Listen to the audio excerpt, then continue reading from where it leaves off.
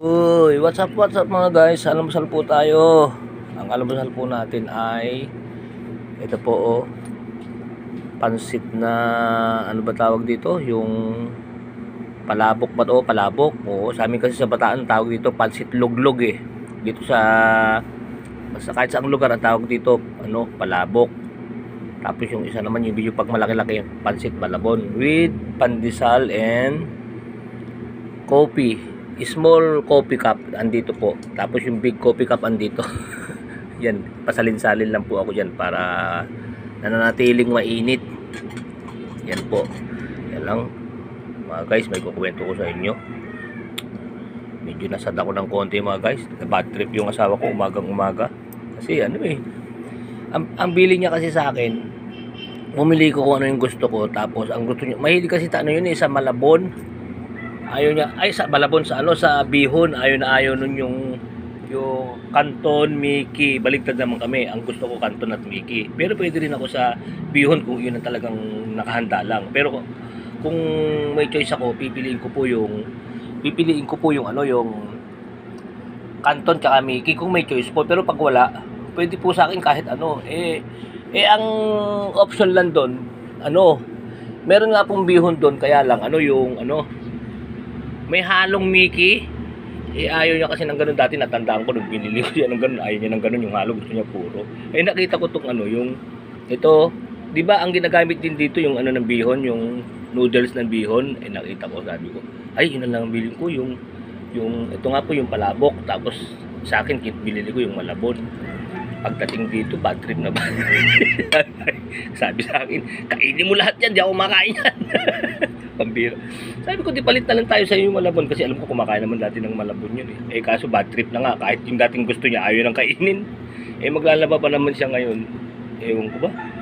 Kasi dati tanda ko talaga yun, ayaw niya ng pinaghalong Bihon at ano ba, Bihon Mickey, ayaw niya ng ganun. Kaya Bihon Canton.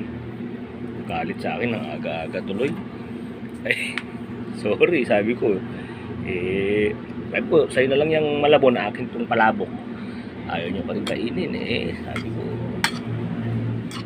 sige po, basta pagka nagutom ka at nagdesisyon ka na, sa'yo na yan yung Malabon, sa akin tong ano, palabok. Hindi pa naman ako masyadong mahilig sa palabok.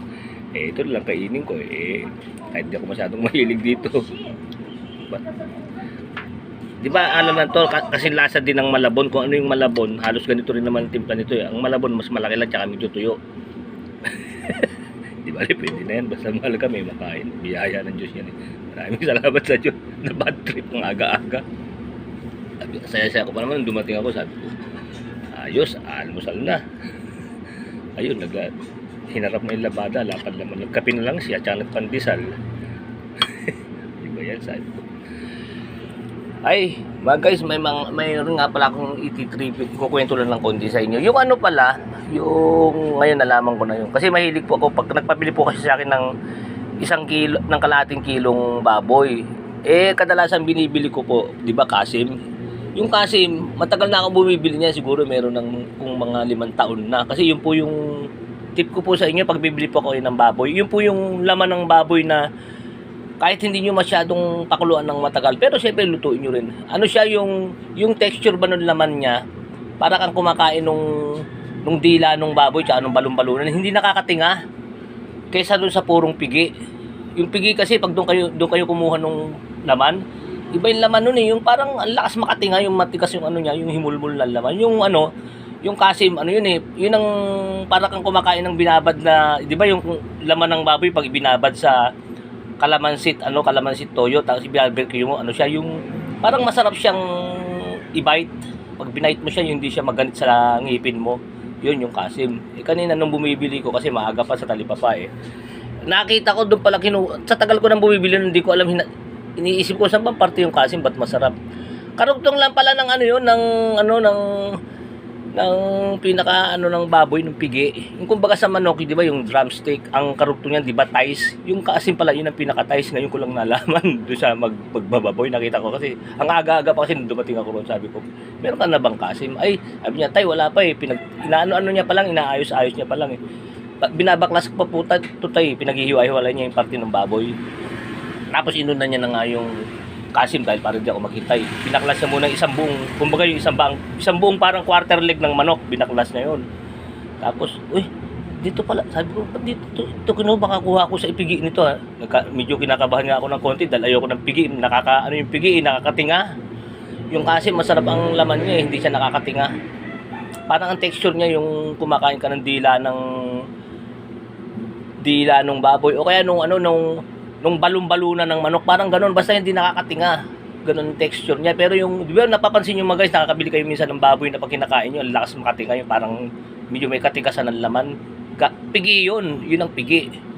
Pero yung kasim hindi. Pag kinakain nyo yun, hindi nakakatinga yun. Masarap ang himulmul lang laman nun. Although may kasama rin taba yun. Kasi ano yun, karugtong ng pinaka drumstick ng manok eh. Siya naman yung pinaka parang quarter leg ng baboy. Yung isang buong ganun kasama yung thighs. Doon pala kinukuha yun sa thighs. Ay ngayon alam ko na. Tagal ko nang bumibili nun eh. Ngayon ko lang nakita doon pala kinukuha sa karugtong ng thighs yun. Yung kasim, yung tawagin. Sabi ko na nga, kasim, ikukuha pa ata ako sa pigi nito ah. Hindi pala. Doon pala talaga kinukuha yun. Ano lang po yung konting ikwento ko lang sa inyo yung ginawa ko ngayong umaga kasi bumili na ako ng ulam kasi nasa Talipa para rin lang ako eh. Doon pala na kinukuha kasim. O sige po mga guys, hanggang dito na lang po. Kaya po ng dati, Kuya Mon Vlog, keep safe, keep healthy, always trust God. Maraming salamat po sa Diyos. Bye-bye po. First bite. Pakita ko muna sa inyo pala ang aking first bite ng pansit palabok. Ayan. Okay din naman sa akin to, masarap to. Madalas pagluto ng ganito yung sa church namin eh, palabok. Ayan o. Palabok.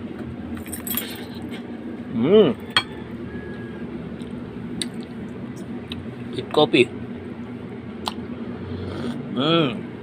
Salamat sa Diyos sa biyaya. Pandesal. Sabi ko perfect na sana yung pandesal na napili ko kasi ganito yung gusto niya eh. Yung medyo tostado, ayaw na rin yung malambot eh. Yung medyo parang ano yung ganyan, nakita nyo guys, so parang lutong-lutong yung medyo maano siya, yung medyo may kaitiman ng konti. Medyo totong, malutong-lutong kasi ito pag kinakagat mo yung ganyan eh. Kasi minsan naman bumili ko medyo malambot. Naghalit din na bad trip kaya tinatandaan ko din ayaw niya eh. Medyo malambot na pandesal, ayaw niya ng ganon. Perfect na sana yung pandesal, malutong oh. Oh guys, so tingnan nyo. Narinig nyo yung tunog? Yung ano yung parang tunog ng nagkakrunch na nanantos pang ano ng pandesal. Sarap. Salamat sa Diyos.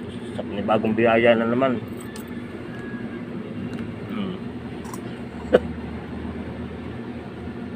Salamat pa rin sa Diyos. Nagkaroon naman bad trip man ng sitwasyon ng konti. Talagang ganun, di minsan maiwasan ng ganun. Kahit pinipilit mo maging perfect ang umaga, meron talagang nakakasingit na ganun. Sige po pala, nagpaalam na nga pala ako, ba't salita pa ako ng salita. Babay na po. Ikukorek lang po ako, pahabol lang po to. Sabi ko kanina, di ba 5 taon na akong bumibili ng kasim. Hindi po pala, 25 taon. Kasi natatandaan ko yun, nagtatrabaho pa ako dati sa Pasig Marikina, parang mga ano pa yun eh. Mga 2010, ang natutunan ko yun doon sa kasamahan ko, yun ang binibili niya. Ano yun, dati siyang chef, kaya alam niya yung mga masasarap na parte ng ano. Sabi niya sa akin, tol, ang bibilin mo pag bibili ka ng ano yung kasim. Ano siya, ginaya ko siya, tama nga siya, kaya yun, simula nun, 2010 pa yun, di halos pala 25 years na, no?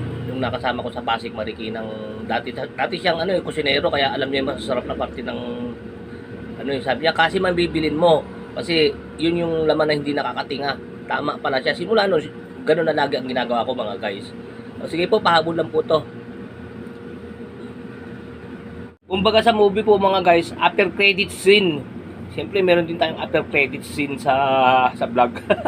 Siyempre para hindi tayo nakasabay tayo sa kung ano yung mga trending after credit scene. Yun po, bye-bye po.